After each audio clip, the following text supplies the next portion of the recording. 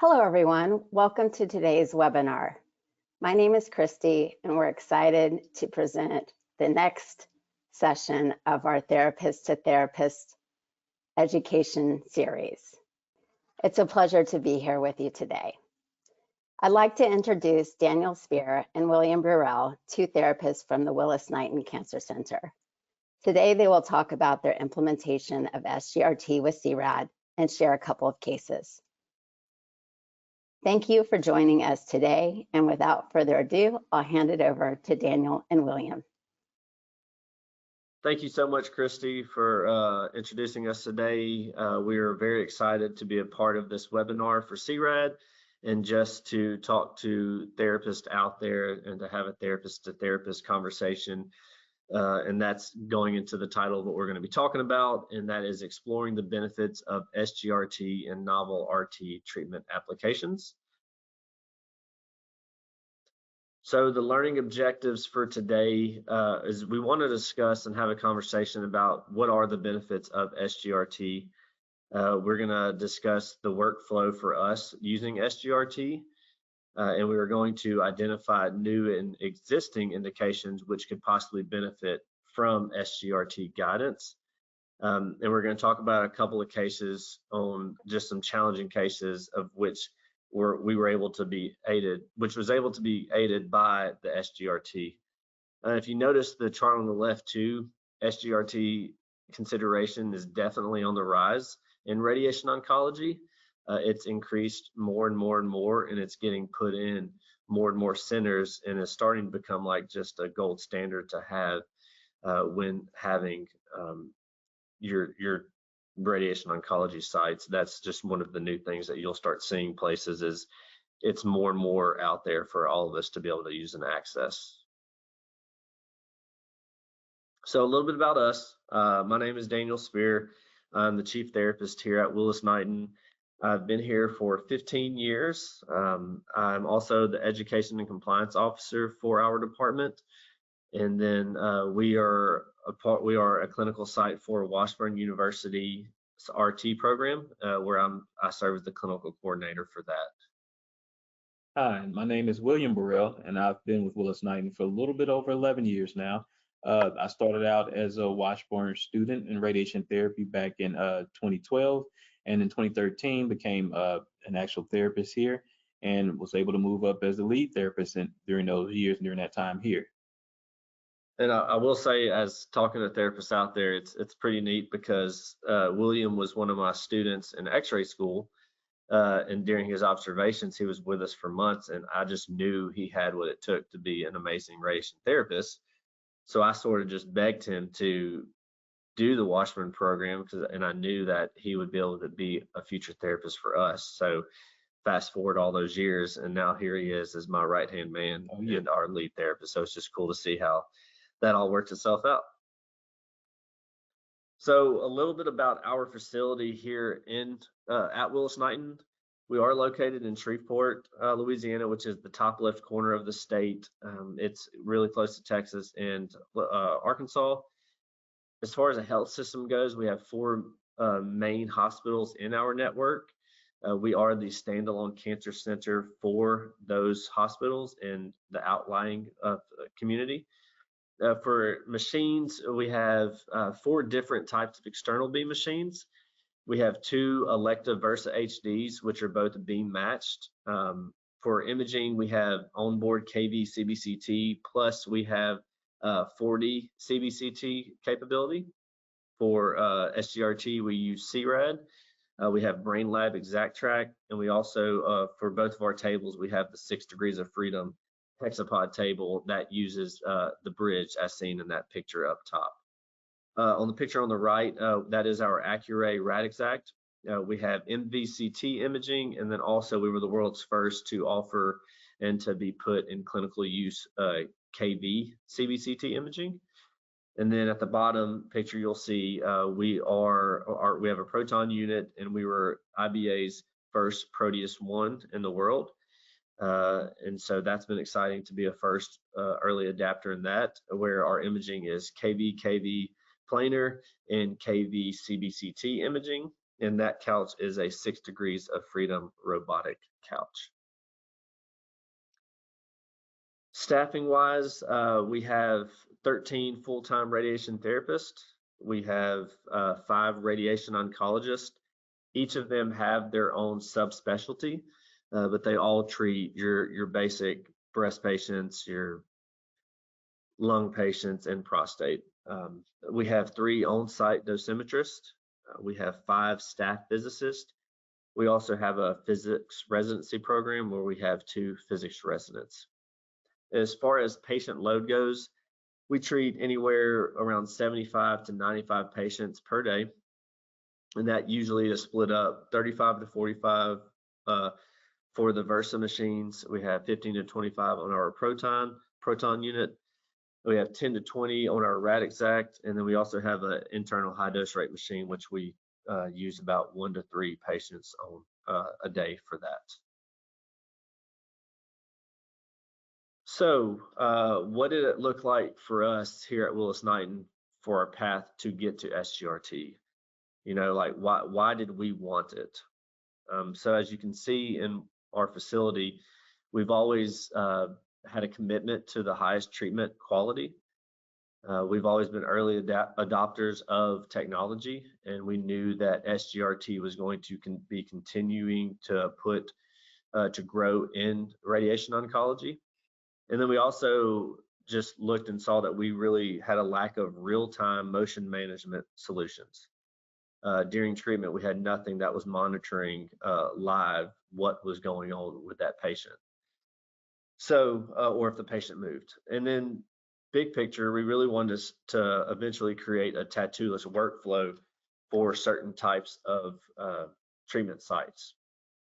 And then a huge benefit for us is for our CT sim. We really were wanting to find another option other than the bellows unit for our 40 CT simulation process. And that gave us the flexibility when looking at SGRT, because that does eliminate the bellows unit, because obviously that's something you put around the patient's stomach to monitor their breathing, but it's not there for treatment itself. So we never liked that we had to put something around their stomach just for CT and it not being present for the treatment, which was always a big deal with our physicists too. They just weren't fans of that. And this would be a way to eliminate having that. And as far as patient load, you know, many patients, especially breast, would benefit from SGRT. We saw the potential for it. We knew it would help. And honestly, as a therapist, being able to see in real time if my patient coughed or moved and to be able to get them back in the correct treatment position was always important to us, and important for me to actually be able to see that in real time. And we wanted to maximize our throughput, which could be possible with SGRT. And we want to maximize our reproducibility without always having to take an X-ray or a cone beam for imaging. So, and that's a huge benefit because SGRT has no imaging dose.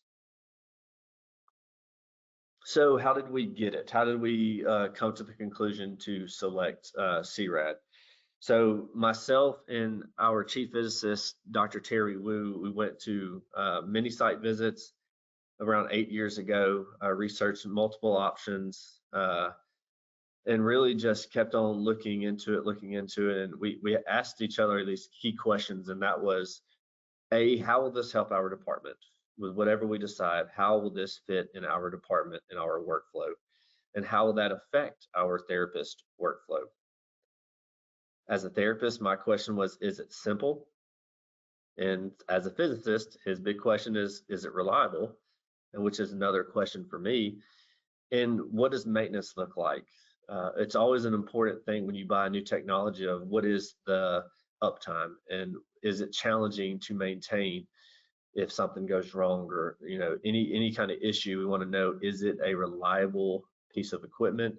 Is it going to affect our workflow negatively?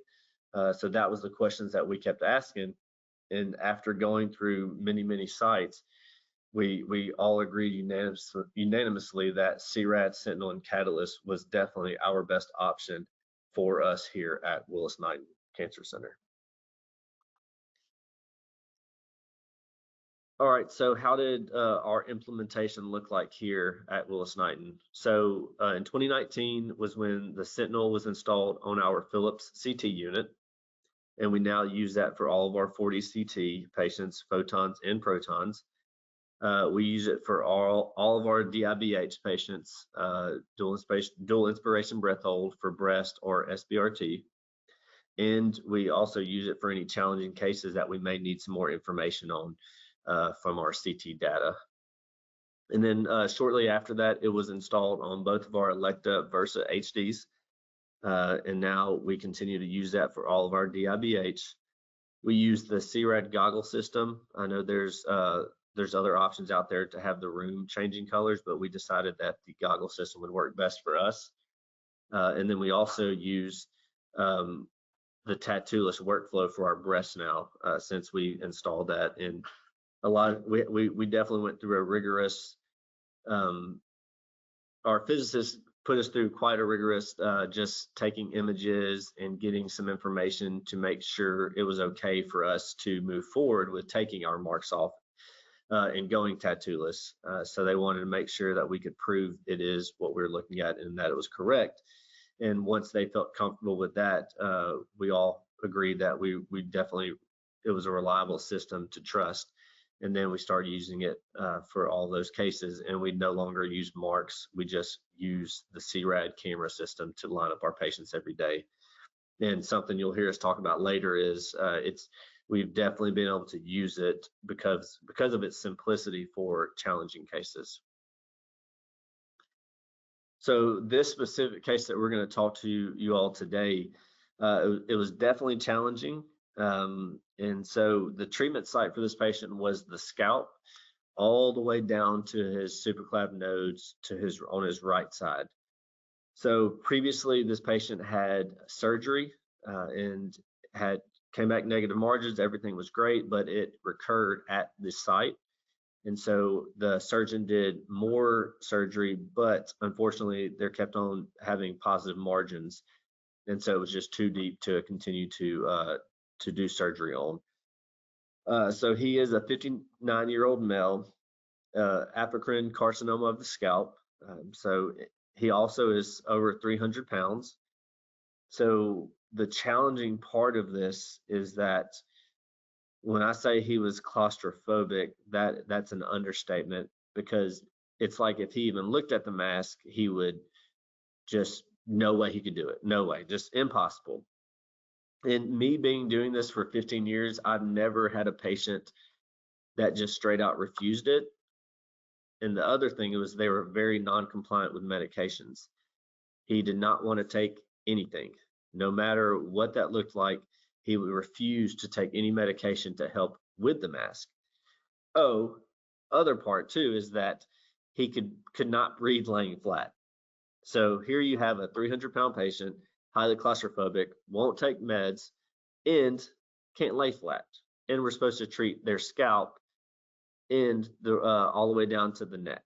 So you're probably thinking right now, how is that even possible? And for this patient, he was so adamant about not doing it, those things, that he even considered forgoing his radiation treatment at all. So he was not going to get treated if we could not come up with a different solution. Prescription wise, we treated 30 fractions and 60 gray using a VMAT technique. And so when Dr. Dursey presented this case to us, he actually had an appointment set up for CT.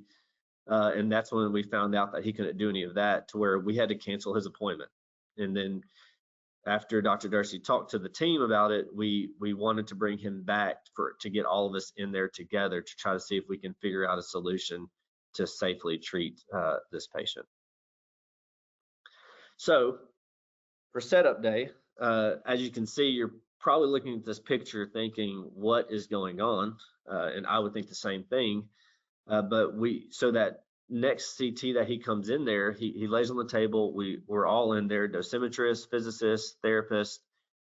Everybody is there that's a part of the team with the doctor to try to figure out, hey, what can we do for this patient? First, how can we not have him lay flat?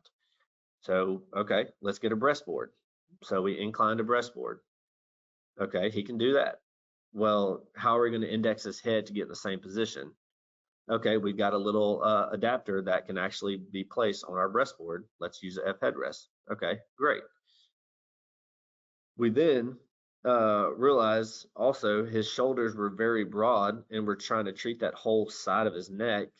Well, we've got to get his shoulders down too. So we put the jump ropes, shoulder retractors. And so we're like, okay, we're getting somewhere. Well, how do we make sure he holds still? We've got some tape. So that's how we ended up with this picture. And the question was, our doctor was just thinking like, how can he be immobilized during this? And that's when I looked at William and I just said, why not use C-RAD for this? And he was like, okay, we can definitely do that. And I told Dr. Dursey, I was like, we can use the live monitoring system first, to set this patient up. We can actually use the C-RAD to make sure his head and all the way down his neck is in the same position for treatment. And we can also watch it real time. So if he moves his head at all, we can see if it's out of tolerance to where we can stop the treatment and go back in and reset the patient up. So after he agreed to that and trusted us on when it came to C-RAD, and he looked at the patient and said, can you do this every day for 30 treatments? Because, I mean, that's 30 days. That is 6 weeks he would be coming to have to do this. And he said, I can do this, whatever y'all need me to, as long as you don't have to put that mask near me. So now we have a patient that was not going to get treatment at all, to now we have a game plan just because C-RAD gave us that confidence to be able to do this day in and day out. All right, thank you, Daniel. Now I'm going to kind of give you guys a quick rundown of what happened when he came back for his treatment. This is where it kind of got interesting and fun for us as a therapist. So because of his situation, it presented three main issues or challenges for us to treat him correctly.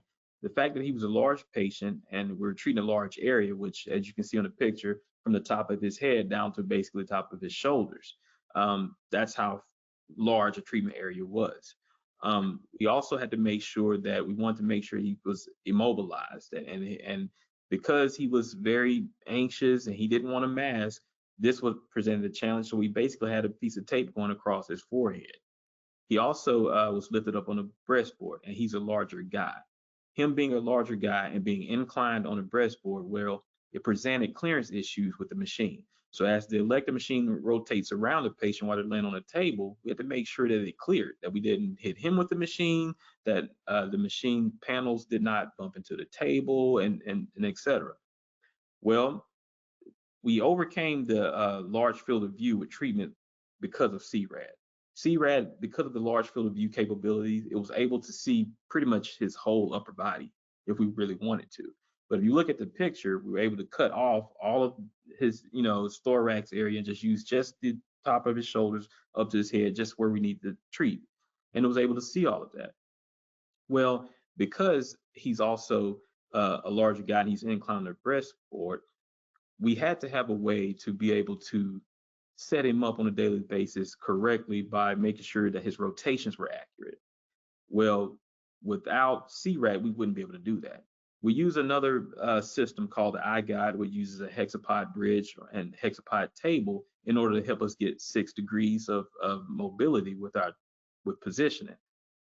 But because of his habitus, because of how large he is, it was impossible to be able to use that system. We wouldn't get the clearance, and he was too large of a patient for it. But with C-RAD, we were able to get our 6 degrees of our rotations, our pitch, our roll, and yaw. We were able to get him positioned. C-RAD was very accurate with this, down to millimeters accuracy.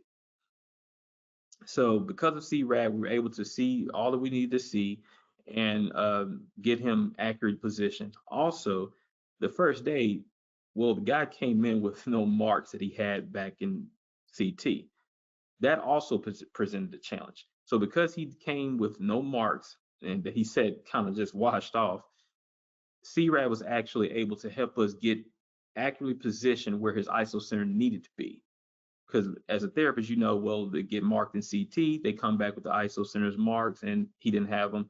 So we used the C-RAD. It was very accurate. And Dursey was very pleased with the setup, and we allowed him to come in the room and had him just check it out. So Dursey was very well pleased with the setup, and without that, he was not comfortable treating this type of a treatment. I mean, if you think about it, the guy had a piece of tape going across his forehead for immobilization. Well, that's just unheard of. But because we were able to monitor his treatments live through C-RAD, Dr. Dursey thought it was an excellent treatment. He set up perfectly well, and we also verified it with the cone beam as well to make sure it was completely accurate. And he was very well pleased with it. He told us that even though with the limited options for treating the patient, that he wouldn't have even considered at all if it weren't for the confidence in having the capabilities to monitor him with the Catalyst system. During treatment, the live feed from C-RAD gave the motion monitoring millimeter precision. So it was very well received by the doctors. And even after we finished treating the patient, he came back for a 6-month follow-up, and his PET scan showed consistent, complete metabolic response, as you can see in the picture over to the right. He was also very grateful, him and his wife both were very grateful for the fact that we found a way for him to get his treatments without compromising his fear, and working with them. He even apologized to us and said he knows it was a handful. He was a handful, but he was very grateful, very thankful for how kind and how we were willing to work with him. Grateful to the doctors, grateful to the whole team. His wife thanked us. They were all very, very happy with the situation and the response. And I'll add to, I'll never forget when they were doing one of his treatments on his first day. I just want to go check and see how the setup was going, and his wife stopped me and just grabbed me by the hand and said, "Daniel, thank you so much for y'all not giving up on my husband." And as a therapist, that's what it's all about. Right. We just were able to create a solution when there wasn't a solution out there, but because of having C-RAD, it was able to be able to have that conversation, be able to get that treatment consistent. And so for a wife to be able to say that to me, that's bottom line, period. That was able to be done only because of what C-RAD's trust with us was by being able to use it. So he is so thankful for it. Dr. Dursey was so thankful for us having this option. And so that's the neat part, coming back full circle, and for him to have his follow-up just last week and to see that his PET report came back clean. So that's an exciting thing for us as a therapist to see the work that we've done.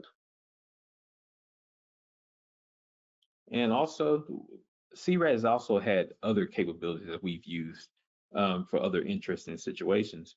But one of the things that we've been involved in was a study for osteoarthritis patients in a mobile study. So it's a low dose radiation study that's included other universities like Vanderbilt, UT San Antonio, and Cancer Care Northwest. So what happens is the patients will receive a 3-grade dose over 5.5 grade fractions.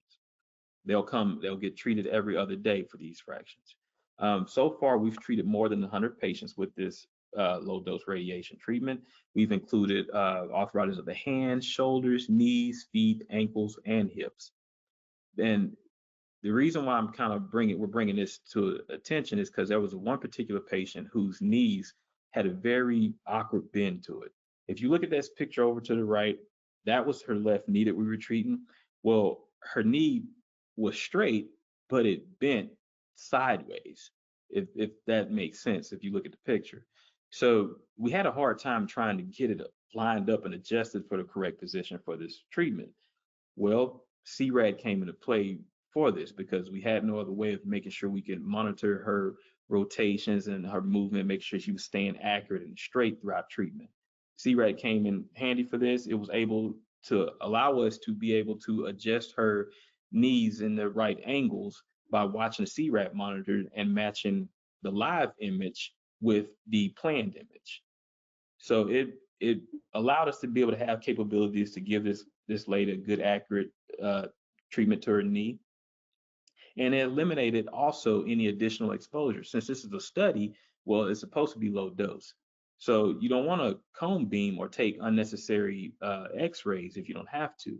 Well, because of C-RAD doesn't give any exposure to it, it allowed us to be able to look at it, position it, have a real-time image without adding exposure to the patient for the study.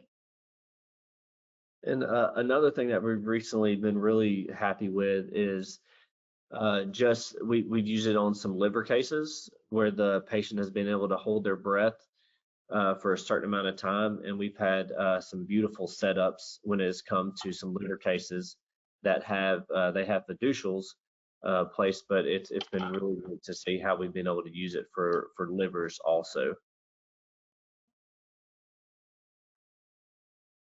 So in summary, real-time monitoring with no additional x-ray dose is critical for treatment accuracy.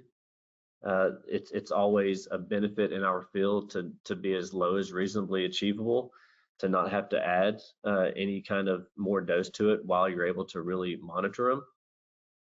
And I will say this, that C-RAD is a very, very versatile tool that has enhanced our patient care. It's nice to have multiple options, and in this case, to have an option like C-RAD that is so simple to use, that is reliable, that you can, it's just very versatile when it comes to whatever type of patient. And if we want to try it on a patient, we just call dosimetry and get them to send it over, and seconds later, it's there. There's not this huge process to get it over. It's pretty simple on getting it to us as a therapist. As we all know, SGRT is non-invasive and is tolerable for claustrophobic patients, as we talked about in our case study.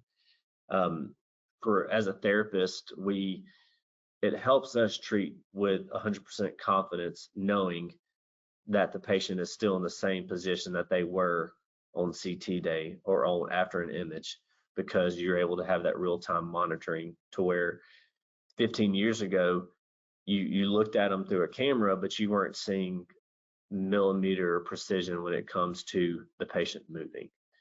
So for us, it just truly helps us treat those patients with confidence, knowing that we're treating the correct area. And if they call for something like that, we're able to adjust for it. For us too, the ease of use, the simple workflow is ideal for how we do things here. For example, our breast patients are in 10-minute time slots, so it has been able to maintain our throughput through it, since we don't have to line up to BBs or marks anymore. We just trust C-RAD and line up just to the surface of what C-RAD is sending over to us. So it has been able to maintain our throughput. It has been very easy to maintain that. And as far as for me as a chief goes, I'm always wondering, like, we want to know what is their uptime. And so I've been very impressed over these years of us having it, that we've experienced no mechanical issues with the cameras. The only small issues here and there, the goggle system has been very reliable. When the battery has gone dead for the goggles, that's just the battery went dead, and that's just the normal life of those goggles. And I'll give a perfect example. Is just recently our in-room monitors that we use for C-RAD, they both went out. And so I had to purchase a new monitor. So I sent a message to our C-RAD rep, and within an hour, he had already reached out to a service engineer and already gotten a phone call and an email to be able to help me out to make sure I was getting the right adapter and get the right solution to get a new monitor. So that, to me, having that relationship with a company, with a rep, it's huge for us here, because that's what we do care about here at Willis Knighton. It's more about relationships with all of our vendors, and to have that response time. I stand behind our decision that we made eight or so years ago, and without a doubt, it was the best SGRT option for us here at Willis Knighton. So very happy with where we're at with it. Looking forward to seeing how we can use it in the future. Thank you. Thank you, Daniel and William. That was very informative. I do hear your audio. There we are. There's the camera. Great to have you here today. And again, thank you so much for that detailed presentation. We're really excited today to be able to present to therapists. Obviously, there are other people on the line as well. We've got about 10 minutes or so for questions. So just to get the ball rolling, you described a little bit about the patient's weight. Did you have any special QA imaging or tracking things that were required due to the patient's weight? No, not really. No, we didn't do anything that I remember that was special because of his weight. It just presented clearance issues more than anything once we got him in the room. And even with, since he was such a large patient, we weren't able to use our hexapod bridge to cover him because he was just a larger person. But because you could see the pitch and everything from C-RAD, our pitch was always right on. So when every day when we did the cone beam, everything looked spot on still. So there was never a pitch issue as far as like table sag or anything like that as far as for specifically this patient. So it lined up exactly how the doctor wanted it to line up for the plan. Okay. Next question. What is your tolerance for patient movement? In particular with the case study, if the patient moved too much, would you repeat the cone beam CT? Most of the time when we're using C-RAD, our tolerance is, well, when we're positioned, we try to keep the tolerance below 3 millimeters. It's usually no more than maybe 2 millimeters at best, which is very small. And as far as like patient movement, well, it monitors and lets us know that if they get outside that tolerance, it'll turn red, and that'll indicate us as patients moving. So we can pause the beam at any moment when we see that. A lot of times we rarely have issues where we have to go back and recone beam, but there has been times where we have for high dose radiation situations, like for our SGRTs, our radiosurgery. Sometimes we have to go back and re-image or recone beam just to be on the safe side because it's a higher dose.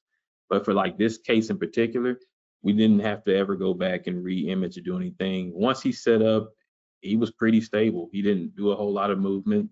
And like I said, it's millimeters. And our tolerance, we try to keep when we position is below 3. But there's a movement tolerance that goes up to 5 when it's actually beaming on. But as far as our positioning, that was just a standard we set from our chief physicist and from our physicist staff, that keep our positioning tolerance below 3. But during real-time treatment, the tolerance is closer to 5. But it's still very small. Okay. Anything to add to that, Daniel? It was surprising. I thought there would be a lot more over the years of using it, because I'm always like, oh, how much did that patient just move? Do we need to go back in there or something like that? It was reassuring to me to see how many times they would not be that far off. It would still be within tolerance. So that was nice to be able to see it, and be like, okay, we don't have to go in there repositioning or go back to C positioning to reposition that patient. So that was always nice to see, especially when we were using, for this case specifically, if he couldn't really scratch his nose when you've got tape on your head and something like that. So, it's a little bit different case for him. But, if you get outside that tolerance, it's not going to let you treat. And that's the nice part about it. It's going to stop you from beaming on, which is, so if something's going on and you're not just going to want to override it, you want to make sure you can say, okay, what's going on? And with the picture that you see on C-RAD, you can actually see, okay, is his chin just getting lower and lower and lower, or is his chin need to go higher? And it was able to see. But surprisingly, I thought there were going to be more issues throughout 30 fractions of treatment with him laying on the table, as far as him repositioning his head during treatment, or just I just thought there were going to be other issues, but I was very surprised. And very happy to see that he was actually locked in that position pretty well, and we were able to see that with C-RAD. And that's what Dr. Dursey said. He was like, there's no way I would trust this without it. Right. Like, he's like, this is cool. I'm watching this patient's head and it is not moving. And he's a funny doc. He said, that's pretty cool, man. You know, he just thinks it was neat. So. Okay. Next question. Why did you decide to use the goggles rather than the ambient light, the visual coaching system for respiratory monitoring? So when we initially started looking at it, there was not an option for the rooms. And we've looked at it since then, since the ambient room came available. But our room setup, like we've got pictures on the ceiling. So the color scheme already, it's more like a bluer. And there's the main reason because we didn't have that other option back when we were going with it, but we've just been happy with our goggles. The only downfall of it is, just the cleaning. You got to clean them in between patients and things like that. So I can see like infection control wise, that takes a little bit, but you're so used to turning the table over, flipping it for the next patient, that's just, you just add that part into it. But yeah, we probably will just stick with the goggles just because we've had good success with them. And, I've only had to replace the pair of goggles one time in 5 or 6 years of being live. And that's just because over time, a battery, just like on a phone, but that's why we don't have the in-room lighting, because it would be interesting to see how some of our patients would, like an 80-year-old, be able to see what color is that, like, is that green? Do I hold it now? I think people like seeing it right here because they're looking at it right up close. Sure, makes sense. Yeah, I know that varies widely across C-RAD implementation, so it's good to hear your point of view. Next question, was there any difficulty in matching the chin area due to the Versa HD couch sag during breast and SCN treatments? No, we haven't had any issues with that, honestly. No, it's interesting because I kind of, me and Daniel talked about this. We kind of related to almost like playing a video game in a way, because when we're looking at the monitor and we're trying to turn a patient's head or body part or chin and, match it, it's almost like looking at it and playing like a game to get it to match, but we haven't had any issues with doing that, regardless of the couch sag. It hasn't been a problem, no. I think specifically to the case study, because we could move the chin and fix the pitch, but for breast setups, it's one of those things that's like, well, the pitch is what it is. Right. And so we just take that into account. Just the pitch is going to be there no matter if you're using C-RAD or not C-RAD. It's just that now you can actually see that there's a pitch difference because you actually have a system that actually sees it. But you're still taking your port films, and your port film is not going to be able to see that I'm off on the pitch or not. So I think more it's just now that you can actually see the pitch issue when it shows up on the C positioning part of the computer. But that's not something, when they're on the breastboard, that's already a set incline. So I'm not going to change my settings on my breastboard just for that. Okay. If that makes sense. Yeah, back to the case, there's a number of questions about it just because it was a challenging case. Mm-hmm. On average, how long did it take you to treat this patient every day from setup through to treatment? And how often at all did you really have to get in there and reposition? As you were mentioning, he could move his his chin.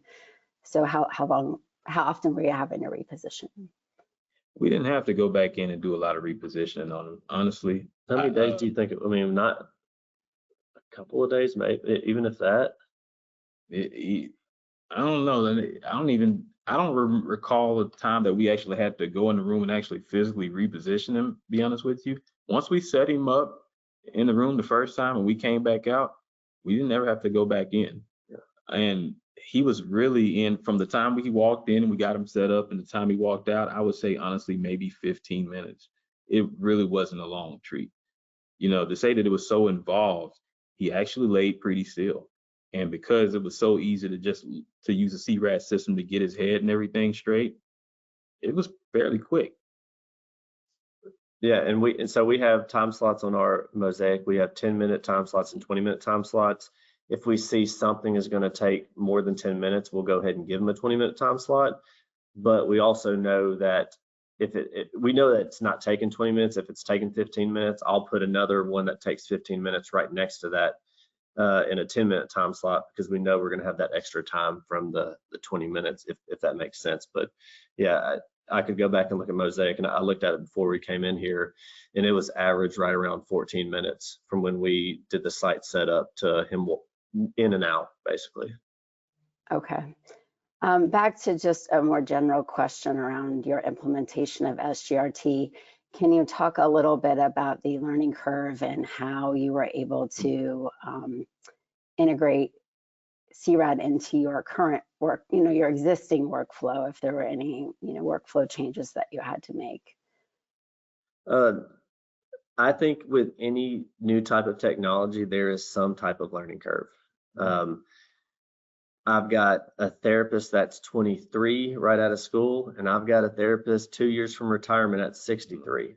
So there's definitely a learning curve, because it's 4 different decades of different types of therapists and knowledge, and trying to understand how they used to do it the old way. And for us, we just had to identify the people that were going to take more time to learn the process, because it was harder for them to not just look at the numbers that C-RAD was telling you to move, but look at the actual body of the patient, of the thoracic cavity, to see how to, okay, I need to move this way.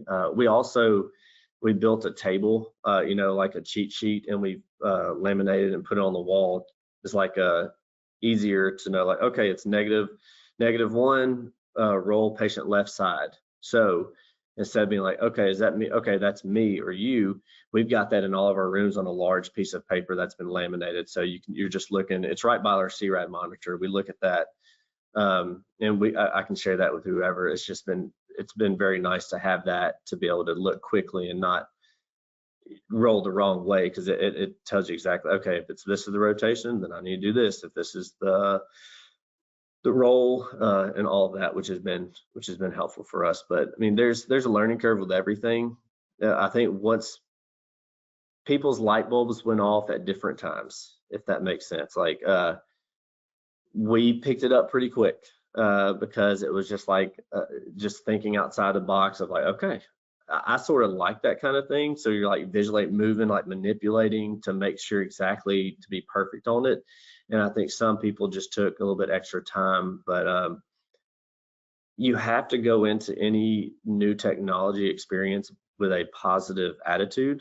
I think if me and William went into it negative and be like, oh gosh, here we go, we got to do this, then that's gonna, without a doubt, affect my therapist and our therapists to have their willingness to try this technology. Because I think everybody's got the people that, oh, I don't want to do this. They just struggle with that kind of stuff. But it's our job to make sure that we help teach them and be patient with them and be positive, because we don't like negativity. We're here because at the end of the day, we're here to treat these patients like it's our own family members. And so if this is another new way of technology to help do that, then we always try to keep on telling them the big picture of, hey, it's going to get better. Anything new, any new EMR system, any new technology. I mean, when we've done that here, that's sort of like a thing that we've consistently done with Proton, and just with any new technology, we know that it's going to take time, but big picture wise, that it is going to be better in the long run. And I think that's what happened with C-RAD implementing that too. So definitely learning curves, but William's out there all the time with them now, and I think everybody's we added it to one of their competencies to make sure they continue to be proficient. So we always want to follow up with each of them individually to make sure they're fully understanding it. And C-RAD's done a good job of coming back every now and then and saying, hey, do you have any questions for us? Which is huge. They care and want to make sure that we are doing everything like the gold standard of oh, well, you could try this way. You know, that's helpful to have someone just come sit and watch our workflow and be like, have you ever thought about this? Because so that's been a nice thing for us. But yeah, overall learning curve. Yes, there's definitely a learning curve with any technology, but it's no different than any other ones. Or I was the one that went to the site visits with the competitors and all the competitor product and all that stuff, you know. So it was that's why really I sort of helped pick this, because I thought the learning curve would be smaller with our machines, which was good for us. Okay. Well, we do have a number of questions that we're not going to be able to get to today. So I just want to make sure that everybody knows if we don't get to your question, we will be in touch with you, someone from C-RAD, either to connect you directly to, you know, Daniel and William, or to address your question offline. I did want to, you know, ask one more here, just being respectful of everybody's time, and then I'll go over the logistics about the ASRT credits. So final question for today. Do you perceive a noticeable difference in the incidence of radiation dermatitis in the neck or armpit area depending on the use of SGRT?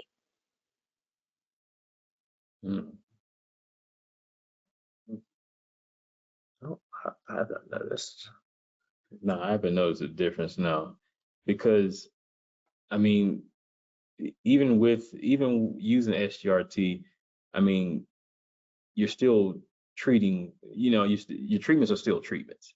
Like, so you're still going to get the same type of reddening. It's not going to help decrease any type of skin reactions, and it's definitely not going to increase it. But that's all just stemming from really just planning, you know. Regardless of what kind of surface guided imaging you're using, you're still going to get skin reactions no matter what. So I don't think it actually has much, for my opinion, from a therapist perspective, I don't see it actually affecting skin reactions, if that makes sense to me. You know, I don't.